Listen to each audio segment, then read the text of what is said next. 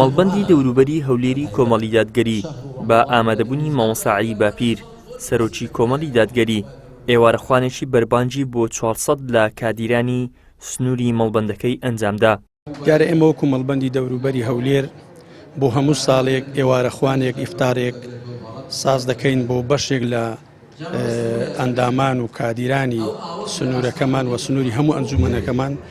ئەم ساڵیش لەم ڕۆژەدا کە 13 ڕەمەزانە زۆر خۆشحاڵ بووین بە میوانداری ئەو برا خوشکانە بەڕێزانە کە بەدەمەوەنا هاتن و ئیستیجابەیان هەبوو.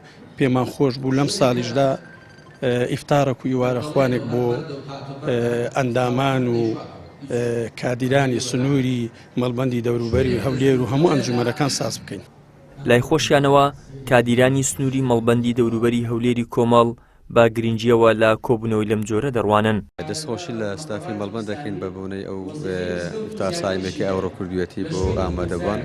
دەبان ئەو ئیفتار سایمانە بەڕاستی جێخۆی دەگری هەم لە ڕووی کۆمەڵاتیەوە هەمیش لە ڕووی پاداشتی قیامەتی و ئینشاڵڵا کۆبوونەوەیەکی دۆستانەیە لە نزیک و یەکتر دەبین هەمیش لە ڕووی ئاینیەوە ئیستیفادە ئەکەین لە قسەکانی مامۆستاش. دەستخۆشەشی زۆرمان بۆ برایانی مەڵبەند بۆ ستافی مەڵبەند کە هەڵساون بە سازدانی ئەو ئێوارەخوانە و ئێوارە بربانشکانەوەیە.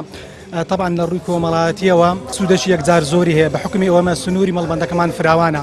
ئەگە ئەو جۆرە کۆبوونەوە ئەو جۆرە ئێوارەخوانانە نەبی ڕەنگەمە بە شێوازی درەنگتر بە دیدار یەکتر شاد بین. بەزەوە هۆکارەکە لەوەی مامە زووتر بە دیدار یەکتر شاد بین زووتر زۆرتر ینی لە نزیکەوە تاسەمان لە یەکتری بشتێ.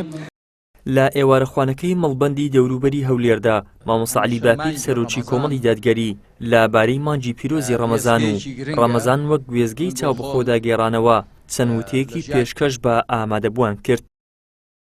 ئیدریس محەممەد، کەناڵی ئاسمانی پەیام، هەولێر.